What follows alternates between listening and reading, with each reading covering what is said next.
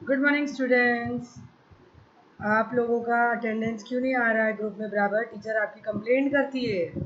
हाँ, अच्छे से पढ़ाई करना है तो अच्छे से अटेंडेंस भेजो। और अगर आप अच्छे से अटेंडेंस भेजोगे आपको मार्क्स जो है उसी बेसिस पे मिलने वाले हैं। ये बार एग्जाम्स क्लास टेस्ट सब कम है ना, तो आपको अटेंडेंस प्रॉपर भेजो, होमवर्क प्रॉपर भेजो। टीचर कंप्लेंट करती है फिफ्थ स्टैंडर्ड के अटेंडेंस नहीं आते। Okay, so today we are going to start the subject ES1 and the topic is the earth and its living thing. चलो आज पढ़ते हैं क्या है इसमें। Okay, now you can see here this is one diagram you can see जिसके अंदर common चीज़ें बताई हुई है। ऊपर आपको पता होगा, आपने देखा भी है, sky, birds, greenery, fish, water, duck, grass. Okay, और आपको एक अंदर छोटा सा रैबिट भी दिखाई दे रहा है। इसका मतलब क्या है? क्यों क्यों बताया गया है ये डायग्राम? ऐसी ऐसी एवे ही दे दिया है कि आज हम बच्चों को कुछ भी पढ़ाएंगे नहीं। आज हमको we will learn today the proper name of this particular layers of the soil and the layers of sky. Sky तक जितने भी लेयर्स होते हैं उसके प्रॉपर नाम हम पढ़ेंगे, जो साइंटिफिक नाम है। ओके, सो एटमॉस्फेयर जो है वो सी लेवल के ऊपर जो आ जाता है वो एटमॉस्फेयर है। जैसे देखो यहाँ पे कितना अच्छा एग्जांपल दिया है कि लैंड के ऊपर आपको काऊ भी दिख रहा है और वही लैंड के नीचे कितने सारे, यहाँ पे सिर्फ एक एग्जांपल दिया हुआ है कि रैबिट अंदर अंदर रहते हैं, बट ये भी हो सकता है कि अंदर आपको चूहे हो सकते हैं, माइस हो सकते हैं, रैट्स हो सकते हैं, देन अर्थवॉर्म, इंसेक्ट्स, बहुत सारी चीज़ें हो सकती है, ends. So now the other example here is given is the duck in the water which is above the water and the fishes is inside the water. तो जो सी लेवल के ऊपर जो चीज़ें हैं, जो बर्ड्स है, स्काई है, और जैसे डक हो गया, एनिमल्स हो गए, फिर रोड है, बिल्डिंग्स है, ये सारी चीज़ में क्या आ गया? एटमॉस्फियर। ओके, और जो पानी के अंदर है वो हाइड्रोस्फियर। हाइड्रो साइंटिफिक नाम है पानी का। Okay, so this is hydrosphere. और जो पानी के अंदर है और जो ज़मीन के अंदर है, जहाँ तक लाइफ है वहाँ तक पानी अंदर, ज़मीन में। और जो स्काई है जहाँ तक लाइफ होती है, लाइक जहाँ तक बर्ड्स जा सकते हैं, बर्ड्स स्पेस में नहीं उड़ सकते, वो लोग की भी एक लिमिट है कि वो लोग वहीं तक ही उड़ सकते हैं। तो वो that part is called biosphere. Means sea level के थोड़ा ऊपर और सी लेवल के थोड़ा नीचे जहाँ तक लाइफ है वहाँ पर उसको बोलते हैं बायोस्फीयर। और लिथोस्फियर, लिथोस्फियर क्या होता है? जो ज़मीन के अंदर का एकदम अंदर का रॉक वाला पार्ट जो होता है उसको बोलते हैं लिथोस्फियर। अंडरस्टूड? इंग्लिश में भी वही सब लिखा है इधर। On the surface of the earth we find land in some places and water in other places. The earth is surrounded by the atmosphere. There are living thing on the land, in water and in the air. The sun is the cause of many natural processes. Water, land, and the air constitute envelopes of the earth, namely the hydrosphere, lithosphere, and atmosphere. The biosphere spreads in all the other three spheres. Understood? Now next is the lithosphere and the hydrosphere. Now we will learn more about the lithosphere and hydrosphere. See, in the diagram it is given that the portion of the earth, two-third earth, okay, two-third earth, तीन हिस्सा अर्थ का पानी है, and the quarter part, one third earth is the part of land and rest is water. Water में क्या पीने का पानी? नहीं, जो ओशन, लेक्स, रिवर, सीज जो होते हैं वो सब मिलाकर, सारी चीज़ें मिलाकर यहाँ पर बताया गया है कि वो क्या होता है? वाटर में है। और लैंड कितना है? वन थर्ड लेयर है। Understood? The lithosphere and the hydrosphere. There are a gentle mountains, slopes as well as sheer cliffs of the rock. Yes, अब लिथोस्फियर में क्या होगा? हाइड्रोस्फियर तो मैंने बता दिया आपको कि हाइड्रोस्फियर कितना होगा? वन थर्ड पोर्शन होगा। lithosphere में all the mountains, all the hills, all the plains will come under the portion of land. All these land features are a part of the Earth's lithosphere. Much of the Earth's surface is occupied by the water. The lithosphere extend under this water too. देखो जो कहीं कहीं ऐसा होता है कि ज़्यादा नहीं होता है, आप उतरते हो कोई छोटी छोटी जो नदी लेक्स होते हैं उसके अंदर पानी में आप चल सकते हो, आप नीचे की जो ज़मीन है उसको फील कर सकते हो, और अगर नहीं भी फील करोगे, सबकी हाइट डिफरेंट होती है, तो लिथोस्फीयर क्या होता है, पानी के अंदर भी ज़मीन है कहीं कहीं. About a third of the surface of the earth consist of land. Only third, तीसरा जो पार्ट है, छोटा जो पार्ट है वो लैंड का होता है. अभी vast continuous stretch of the land is called a continent. और जहाँ पर बहुत दूर दूर तक बहुत स्ट्रेच लॉन्ग वास्ट एरिया है जो फैला हुआ है लैंड से, उसको क्या बोला जाता है, एक सिंगल नाम क्या दिया हुआ है, continent. So the land on the earth is divided into 7 continents. So पूरे टोटल कॉन्टिनेंट जो पूरे अर्थ पर है वो कितने हैं, 7 है. And they are Asia, Europe, Africa, North America, Antarctica, South America and Australia. अब इसमें कुछ कंट्रीज है, जैसे ऑस्ट्रेलिया एक कंट्री है, एशिया में बहुत सारी कंट्री है, Europe, Africa, North America, south America and Antarctica. So is in सब में एशिया क्या है, सबसे बड़ा कॉन्टिनेंट है. The land is not even in all places. मतलब हर जगह लैंड ऐसा है क्या एक जैसा, स्ट्रेट है तो स्ट्रेट, हिल वाला है तो हिल वाला, ऐसा नहीं, सब जगह कहीं ऊपर कहीं नीचे, कहीं ज़्यादा नीचे कहीं ज़्यादा ऊपर, ऐसा बना हुआ है. The unevenness give different shapes to the land in different places. They are called landforms. In the picture above you can see some landforms like the plain, hill and mountain. 2/3 of the earth's surface is covered with water. Most of this water is in the ocean. Ocean water is salty. There are 5 oceans, namely the Atlantic, Pacific, Arctic, the Southern Ocean and the Indian Ocean. See, पहले 4 ही ocean थे, जब हम school में थे तो हमको सिर्फ 4 names दिए हुए थे, but now your southern ocean is also added. And जैसे अभी आपको लैंड के बारे में आपको बता दिया कि 7 कॉन्टिनेंट्स है. सो जहाँ पर बहुत बड़ा वास्ट ओशन ही ओशन है, पानी पानी जो ख़त्म नहीं होता है, तो that part is called ocean. And there are mainly 5 oceans, that is Atlantic, Pacific, Arctic, southern ocean and the Indian ocean. Now the land along the margins of an ocean is called the coastal region. जो पानी के side में जो land होता है, ocean के जो किनारा होता है, आप कोई बीच पे जाते तो जो उसका किनारा होता है, जो लैंड जहाँ से शुरू होता है, जहाँ से पानी शुरू होता है, उस लैंड को क्या बोलते हैं, coastal region. Okay. Water bodies of different shapes and size are formed along the coast, for example sea, bay, strait, gulf, creek, etc. These water bodies are part of the ocean. See, अभी आपको कौन सी standard में मुझे वो तो मालूम नहीं है, बट मे बी 5th में है या 4th में है, I don't remember proper, but there is some photos. You will see that how the sea is, how the bay is, how the strait is, how the gulf is, and how the creek is. उसके diagrams होते हैं वहाँ पर दिए हुए, आपको कुछ बनाना भी पड़ता है. So I don't know, maybe इसमें ये क्या देखते हैं आगे, नो, बट हाँ, ये जो चीज़ें होती है ये वाटर बॉडीज है. मीन्स जैसे लेक्स हम पढ़ते हैं, जैसे हम रिवर्स पढ़ते हैं, तो उसी के नाम है, ये वाटर बॉडीज है. वो कैसे होते हैं, अंदर से नीचे से शेप कैसा होता है, तो हम उसको बे बोल सकते हैं. स्ट्रेट कैसा होता है, स्ट्रेट का शेप कैसा होगा और वो किस तरीके से उसके फीचर्स होंगे, तो हम उसको स्ट्रेट बोलेंगे.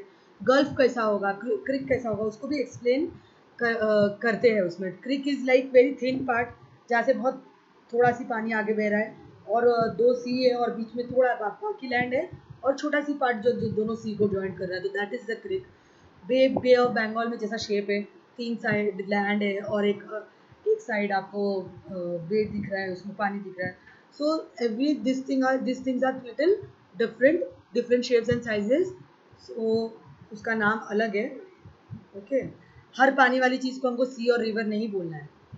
हियर इज वन पिक्चर, आप उसमें देखोगे क्या क्या है. माउंटेन है, पास है, वैली है, हिल है, फिर रिवर है, प्लेन है.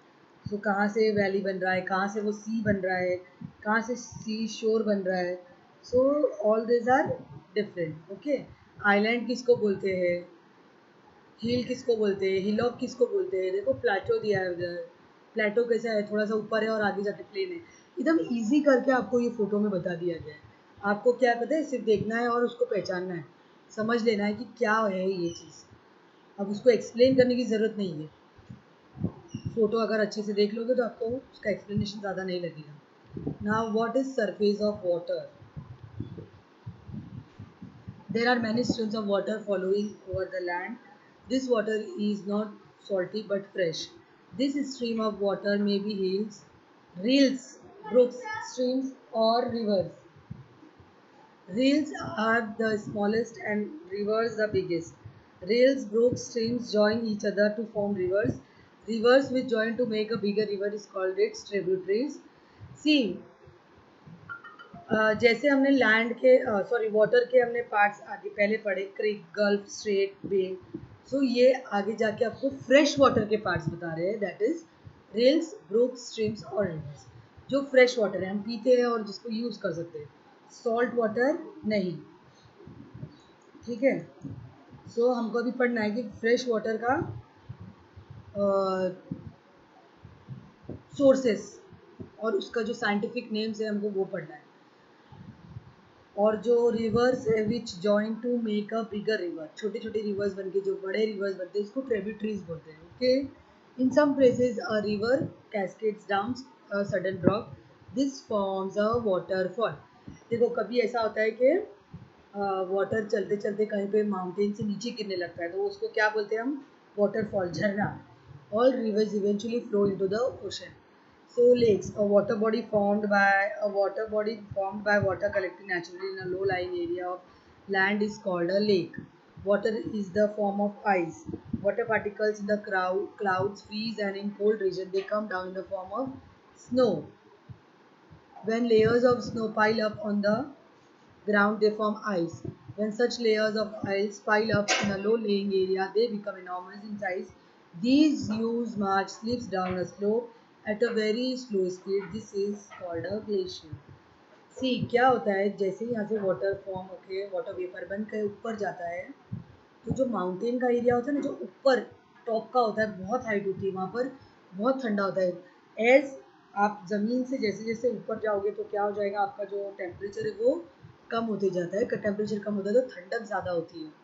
सो वहाँ पर क्या हो जाता है, वहाँ पर क्लाउड्स फ्रीज हो जाते हैं और वहाँ पर स्नो गिरता है. जब कहीं भी थोड़ा हैवी हो जाएगा तो क्या होगा, धीरे धीरे वो नीचे आने लगता है. जैसे ही वो नीचे आने लगता है, नीचे नीचे आता है नीचे, वो उसको क्या बोलते हैं, glacier. Understood. There are also huge blocks of ice floating on the sea. They are called icebergs.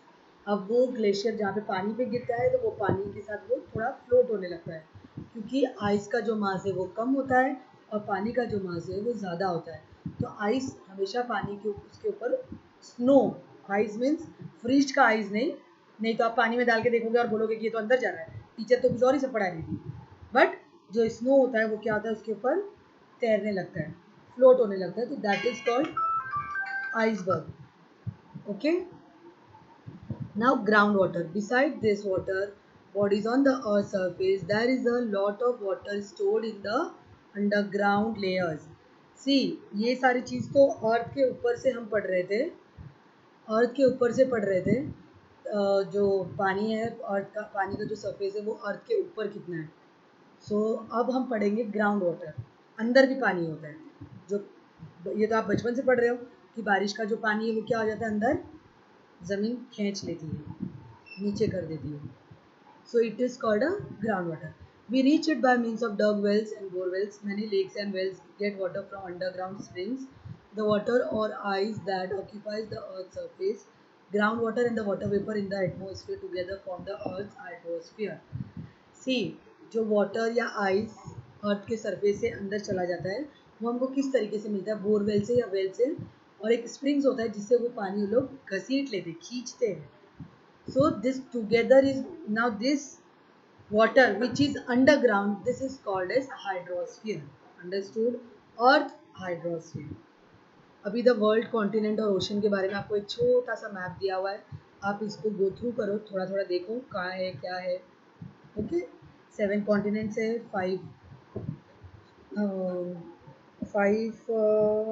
Oceans है इसमें। इक्वेटर बताया हुआ है, इक्वेटर मीन्स जो अर्थ को इक्वल पार्ट में डिवाइड करता है। And there is a Bering strait, bay of Bengal, Arabian sea, Atlantic ocean, आपको इस गल्फ। सो आप वो वाटर बॉडीज के भी शेप देख सकते हो इसमें। ओके, ध्यान से देखो, आपको समझ में आएगा। Now we will learn about the atmosphere. Understood? The envelope of the air around the earth is called the atmosphere. See, मैंने बता दिया आपको कि जो अर्थ पे जो एयर है, एयर से रिलेटेड एटमोसफियर, पानी से रिलेटेड हाइड्रोस्फियर, रॉक्स या सॉइल से related lithosphere. So now we will learn about the पानी के अंदर क्या क्या है, किस तरीके से है, हमने वो पढ़ लिया। अब हम एटमोसफियर के बारे में, now we will start learning about the atmosphere. The air consist of a mixture of gases, namely nitrogen. Air के अंदर कितनी गैसेज हैं हम वो पढ़ेंगे, nitrogen, oxygen, water vapour, carbon dioxide. Okay, there are some other gases too in the air in very small quantities. The layers of the atmosphere are named as troposphere, stratosphere, mesosphere, ionosphere and exosphere. अब अब देखो, atmosphere के अंदर भी layers है, और कौन कौन सा है? Troposphere, stratosphere, mesosphere, ionosphere and exosphere. Now we will learn what is the layers of this atmosphere is known as and why it is divided into this parts, these 5 parts. Okay, the layer that extends from the earth's surface to a height of about 13 kilometer is the troposphere. See, ये आपका अर्थ है, और यहाँ से जैसे ये pen समझ लो 13 kilometre है, अर्थ के सरफेस से 13 किलोमीटर अपवर्ड्स, अपवर्ड्स। ओके, ऐसे स्लाइड में नहीं, अपवर्ड्स। ये अपवर्ड्स जाता हुआ क्या हो जाएगा? ट्रोपोस्फियर, मतलब जहाँ हम रहते हैं वो क्या हो जाएगा? Troposphere. Understood? The condition in the troposphere changes continuously, they affect the living world to a greater extent. यहाँ पर हवा की जो हवा जो है, एयर जो है, उसका जो कंडीशन है वो चेंज होता है बार बार, मालूम है? अभी थोड़ी देर में बारिश हो रही है, अभी थोड़ी देर में क्या हो जाएगा? बहुत धूप निकल जाएगी। सो ये कंटिन्यूसली चेंज हो जाएगा, 2 दिन में, 4 दिन में, 2 दिन 4 दिन बारिश होगी, 2 दिन 4 दिन धूप रहेगी। सो ये कंटिन्यूसली चेंज होते रहता है। The surface of the earth get heated due to the heat it receives from the sun. और अर्थ को हीट कहाँ से मिलता है? सन से मिलता है, और कंटिन्यूसली क्या हो जाता है? ये हीट रिसीव्स करता है कहाँ से? सन से, और वो हीट हो जाता है।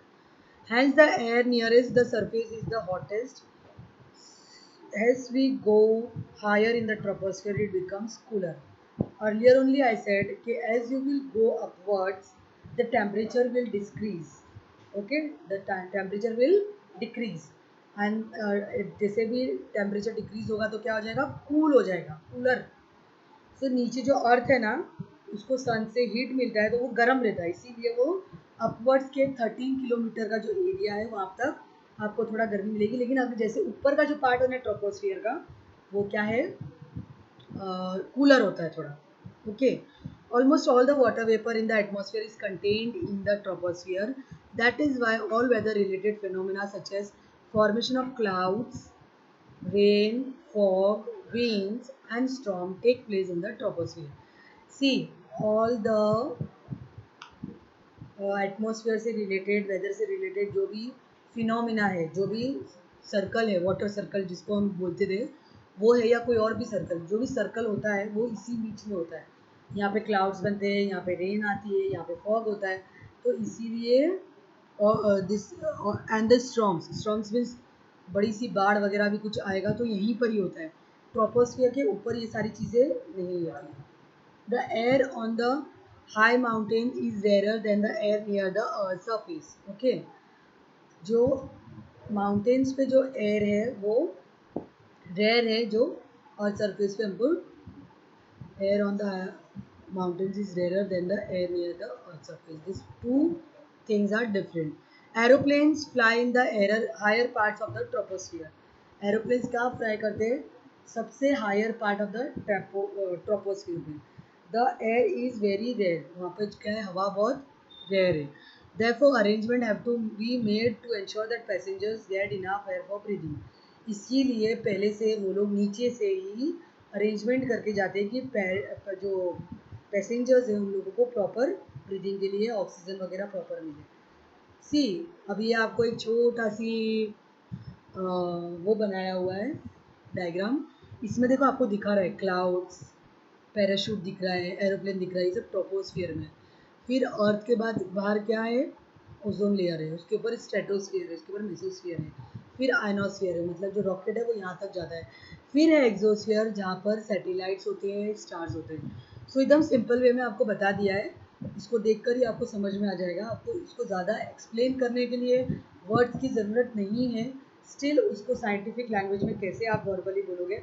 आप ऐसे बोलोगे इसके ऊपर ये, इसके ऊपर ये, इसके ऊपर ये, इसके ऊपर ये। अब हमको सिर्फ ये पढ़ना है कि उसके अंदर क्या क्या है और कैसा है, ठीक है। सो बियॉन्ड द ट्रोपोस्फियर, मतलब ट्रोपोस्फियर के उस side 50 kilometre above you have stratosphere. Understood? In the lower part of the stratosphere there is a layer of gas called ozone. आपने अगर अभी तक ओजोन के बारे में नहीं पढ़ा है तो शायद आपको 6th स्टैंडर्ड में आएगा या 5th में ही आगे आएगा। 6th में तो है। ओजोन लेयर क्या है? वो एक बहुत इंपॉर्टेंट पार्ट है। सो वो कहाँ पर है? स्ट्रेटोस्फियर और ट्रोपोस्फियर के बीच में। और जो अल्ट्रा वायलेट रेज आती है सन से, वो उसको क्या करता है? एब्जॉर्ब कर लेता है।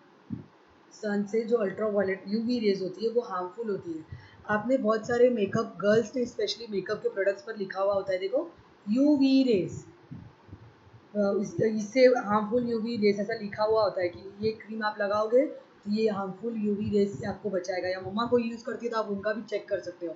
तो this is very important thing कि ये जो ओजोन है, देखो नेचर ने हमको ये गिफ्ट दिया है, हमको सन भी दिया है, उससे जो हमको सनलाइट मिलती है वो बहुत ज़रूरी भी है। बट स्टिल उसके जो हार्मफुल रेज होती है, जो उसकी हार्म है, जो हमको हार्म मिलती है, उसको प्रोटेक्ट करने के लिए, उससे बचने के लिए हमको हमारे लिए ओजोन लेयर बनाया हुआ है। So but the ozone layer absorbs them and protects the living world from those rays. और ओजोन लेयर क्या करता है? इससे लिविंग वर्ल्ड को प्रोटेक्ट करता है। वो अपनी जो यूवी रेज है वो ऑब्जॉर्व कर लेता है, वो बाहर वापस फेंक देता है, अर्थ तक आने नहीं देता है। But still what is happening, many of us is using air conditions, then we are using fridges, तो उससे जो रिलीज होने वाला गैस है वो डायरेक्ट ओजोन लेयर तक पहुंचता है और वो वहाँ से फट जाता है।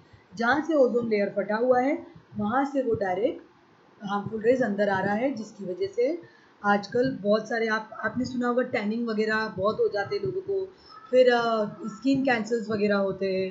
तो one of the main reason of this is ultra violet rays coming from the sun, which is very harmful for living world. Now a new word is condensation.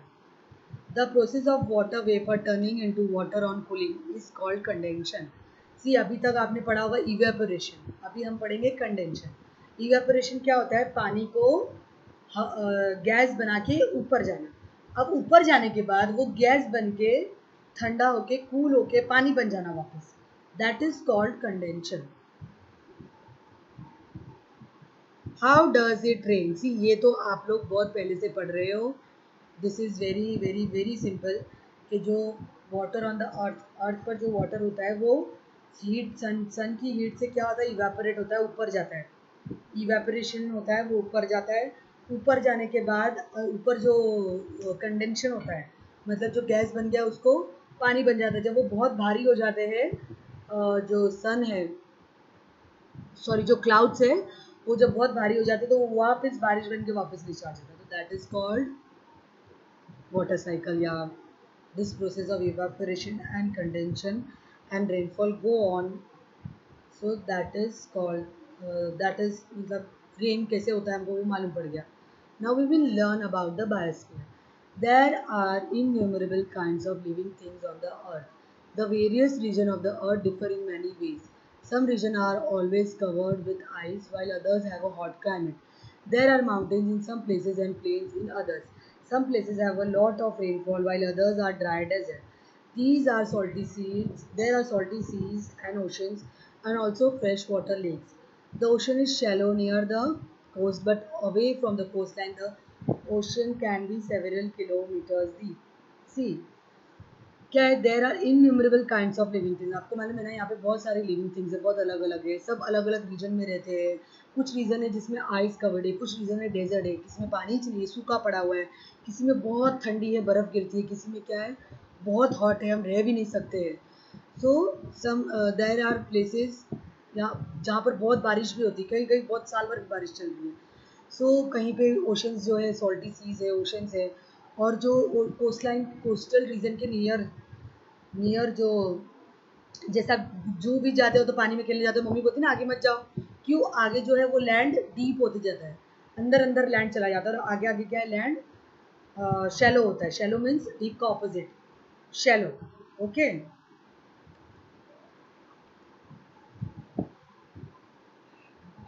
अब बायोस्फीयर में कहाँ क्या पढ़ेंगे आगे, एनिमल और प्लांट के बारे में भी हमको पढ़ना है. सी, we see a great variety in the living things that inhabit these different regions. सी, अब एनिमल्स तो हमने बहुत पढ़े, नर्सरी से एनिमल्स पढ़ रहे, wild animal, then pet animal, then domestic animal. Now कौन सा एनिमल किस तरीके से कहाँ पे रहता है वो हम देखेंगे. सी, जो गर्म एरिया में, हॉट क्लाइमेट में, जो हॉट जगह पे रहते हैं, उनको आप सडनली लेके जाओ और बर्फ़ वाली जगह में छोड़ो, वो लोग मर जाएंगे. या फिर जो बर्फ़ वाले एरिया में रहते हैं उनको आप लेके जाओ और गर्मी की जगह पे छोड़ो, वो लोग मर जाएंगे. They can't survive over there because nature has given some features to them that they can live in that particular weather only. Okay, like we have the polar bear is seen only the snowbound polar region.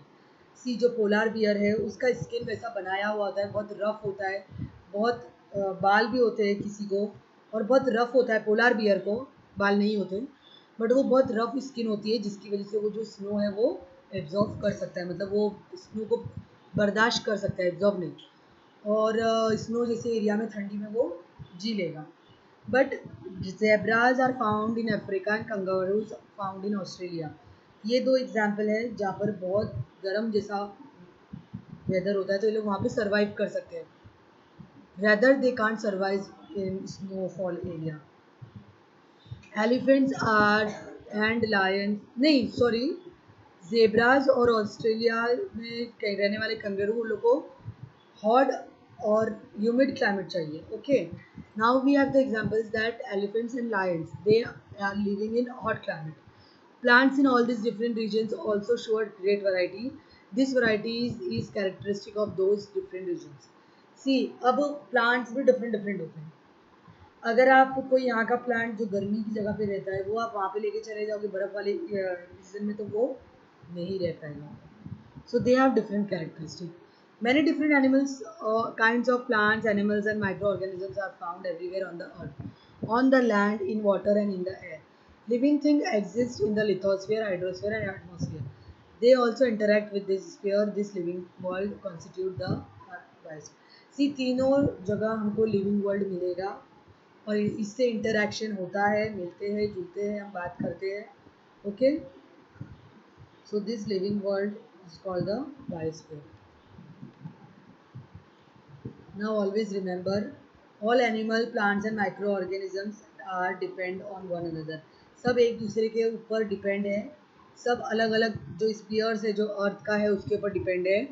इसीलिए the biosphere is where they take birth and live and die. And the biosphere is the where they live and they die. Now these are your question answers. अभी आप बड़े हो गए हो तो थोड़े बड़े बड़े आएंगे ताकि आप बड़ी चीज़ों को अच्छे से समझ सको. Okay, see, what are clouds made of? What is meant by biosphere? Living things are seen in all the envelopes of Earth, such as lithosphere, hydrosphere, and atmosphere. All the living things together in these three envelopes form a biosphere. Thus, the हाँ, इधर एक spelling छोटा सा mistake है in the sentence that all the living things together in these three envelopes form a biosphere. आएगा, from a biosphere नहीं आएगा, वो form आएगा, FORM. Thus the plant, animals and microorganism together makes a biosphere. In the following sentences, underline the word that refer to landforms. Sentences दिए हुए हैं, इसके अंदर लैंडफॉर्म में आपको क्या देखना है, कौन सा वर्ड लैंडफॉर्म का आता है वो आपको अंडरलाइन करना है, जैसे हिल, प्लेटो, और यहाँ पे दिया हुआ है you have to give 2 examples of each, weather related events, formation of clouds, rainfall, sources of water, rills and brooks and streams. Okay, write a note about the following: evaporation. See, evaporation को थोड़ा आपको एक note बना के देना है, अच्छे से उसको समझाना है, डिफाइन करना है. Okay, condensation, understood? This is note on condensation. The water cycle,